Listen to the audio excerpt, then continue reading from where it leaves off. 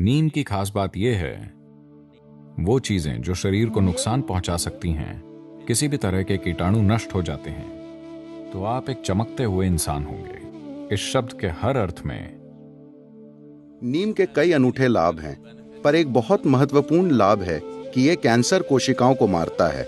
चूंकि ये शुक्राणुओं को भी मारता है, इसे कम मात्रा में खाना चाहिए।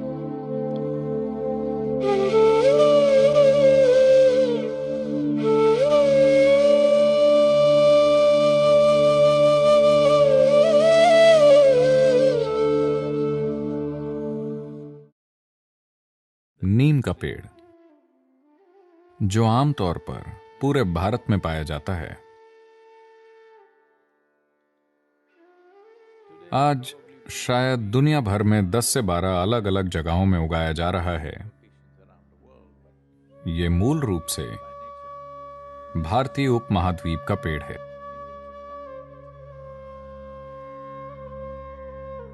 और नीम की पत्ती धरती की सबसे जटिल पत्तियों में से एक है। माना जाता है कि इसके भीतर 150 से अधिक जटिल रासायनिक पैटर्न हैं।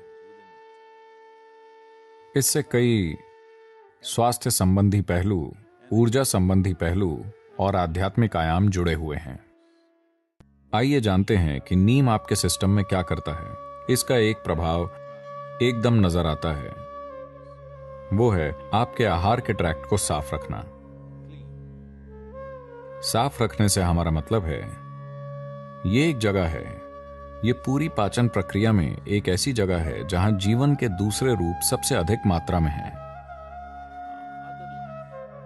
इस एलिमेंट्री ट्रैक्ट के भीतर सूक्ष्म जीव बहुत ज्यादा होते हैं। उनमें से कई हमारी मदद करते हैं। हम उनकी वजह से जिंदा हैं और उनकी वजह से भोजन पचा पाते हैं। शरीर में बहुत से कार्य उनके कारण होते हैं, पर फिर भी कई ऐसे जीव हैं जो हमें नुकसान पहुंचाते हैं। नीम की खास बात यह है, खासकर जब इसे हल्दी के साथ लिया जाए, अगर ये दो चीजें एक साथ ली जाएं, तो मोटे तौर पर वो चीजें जो शरीर के लिए जरूरी नहीं हैं, वो चीजें जो शरीर को नुकसान पहुंचा सकती हैं, किसी भी तरह के कीटाणु नष्ट हो जाते हैं। All these things get eliminated. A clean colon is very vital for health. एक स्वच्छ मलाशय सेहत के लिए बहुत जरूरी है। यदि आप किसी भी पारंपरिक चिकित्सक के पास जाते हैं, जैसे कि आयुर्वेदिक चिकित्सक या सिद्ध वैद्य या पूर्वी चिकित्सा, तो आपकी स्वास्थ्य समस्या जो भी हो, सबसे पहले वो आपको शुद्ध करेंगे, क्योंकि वो आपके मलाशय को साफ करना चाहते हैं। आपके शारीरिक और मानसिक स्वास्थ्य के लिए वो आपके मलाशय को साफ करना चाहते हैं। अगर आप सिर्फ इस बारे में थोड़ा सचेत हो जाएं कि आप कैसे खाते हैं, तो आपके शरीर में और आपके दिमाग में जो होता है वो बहुत हद तक प्रभावित हो सकता है। हमें ऊर्जा की एक इकाई बनाने के लिए कितना खाना चाहिए? जितना ज्यादा खाना चाहिए, उतना सिस्टम पर ज्यादा भार है। तो अगर आप खुद महसूस नहीं कर पाते, तो हर दिन सुबह अगर आप खाली पेट थोड़ा सा नीम और हल्दी खाकर कुछ गुनगुना पानी पिएं, It will bring that sense to you. तो इससे आप में समझदारी आएगी, क्योंकि शरीर भोजन के प्रति विशेष प्रतिक्रिया देगा। यह आपको बताएगा कि कब आपने काफी खा लिया है। आप इसे खुद समझ नहीं पा रहे हैं, पर शरीर की हर कोशिका बोलेगी। Because neem and turmeric together creates a certain access to the cellular level. क्योंकि नीम और हल्दी मिलकर आपकी पहुंच कोशिकीय स्तर तक ले जाते हैं कि जब आप ऊर्जा पैदा करते हैं तो ये कैसे बढ़ती है। पर आज की दुनिया में लोग इसके प्रति सचेत नहीं हैं। अगर आप इसे सुविधाजनक बनाना चाहते हैं तो इसके लिए योगाभ्यास हैं, पर उसकी मदद के लिए नीम और हल्दी एक जबरदस्त प्रक्रिया हो सकती है, क्योंकि इससे ऐसा होता है कि आपकी ऊर्जा समान रूप से बढ़ती है।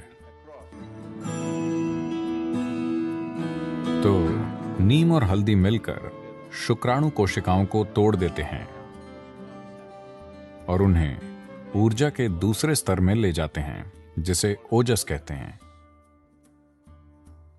जब आपके शरीर की हर कोशिका धीरे धीरे ओजस में लिपट जाती है, अगर आप साधना कर रहे हैं और आपका ट्रांसमिशन अच्छा है और पूरे शरीर में एक सा है, जब शरीर की हर कोशिका ओजस में लिपट जाती है तो आप एक चमकते हुए इंसान होंगे। इस शब्द के हर अर्थ में आप एक चमकते हुए इंसान होंगे। You will be a glowing human being within and without. आप भीतर और बाहर से चमकेंगे। कैंसर कोशिकाओं से मेरा मतलब है, हम सभी के शरीर में कैंसर कोशिकाएं होती हैं, लेकिन वे संगठित नहीं होती, वे हर जगह मौजूद होती हैं। किसी वजह से अगर आप अपने शरीर में कुछ खास स्थितियां पैदा करते हैं तो वे संगठित हो जाती हैं। कैंसर कोशिकाएं अपराधी कोशिकाएं होती हैं, वे हर जगह घूमती रहती हैं। अगर वे अकेले घूमें तो कोई परेशानी नहीं है, अगर वे एकजुट हो जाएं, अगर वे एक जगह मिलें और उनका मेल हो जाए तो परेशानी होती है। उनके गिरोह बनाने से पहले अगर आप उन्हें यहां वहां तोड़ते रहे, रोज नीम खाने से बस यही होता है, वो शरीर में कैंसर कोशिकाओं की संख्या को एक खास प्रतिशत तक रखता है ताकि वे शरीर के खिलाफ गिरोह न बना सकें। इसलिए नीम खाना बहुत जरूरी है। नीम से जुड़ी सिर्फ एक चीज है कि अगर आप इसे ज्यादा खा लें तो ये स्पर्म सेल्स या शुक्राणुओं को भी मारता है। मतलब हमें कम आबादी का सौभाग्य मिलेगा अगर दुनिया में सभी काफी नीम खाने लगें। यह शुक्राणुओं को मारता है, इसलिए इसे कम मात्रा में खाना चाहिए, क्योंकि किसी के साथ क्या होना चाहिए यह तय करना हमारा काम नहीं है। और गर्भवती महिलाओं को गर्भधारण करने के बाद 4 महीनों तक या सुरक्षित होने के लिए गर्भधारण करने के बाद 5 महीनों तक One should not consume neem. नीम नहीं खाना चाहिए, क्योंकि यह शुक्राणुओं को मारता है। जब गर्भ में बच्चे का विकास हो रहा होता है तब भी शुक्राणु की भूमिका होती है, एक खास समय तक। 4 महीनों का समय बताया गया है, पर मैं 5 महीने कह रहा हूं। 5 महीनों के बाद खाना ठीक है। तो शारीरिक और मानसिक सेहत दोनों के संदर्भ में इसके कई पहलू हैं। तो ये एक संभावना है, एक ऐसी चीज का उपयोग करने के बारे में है जो आपको मदद करती है, और एक ऐसे वातावरण का उपयोग करना जो आपको एक प्रकार की ऊर्जा में भिगोएगा, पूरे शरीर को नहीं। शरीर की हर कोशिका में सुरक्षा परत होनी चाहिए, फिर आप रोग मुक्त और परेशानी मुक्त होकर जी सकते हैं। सबसे बड़ी बात है कि आप एक ही साथ उमंग से भरपूर और स्थिर रहते हैं।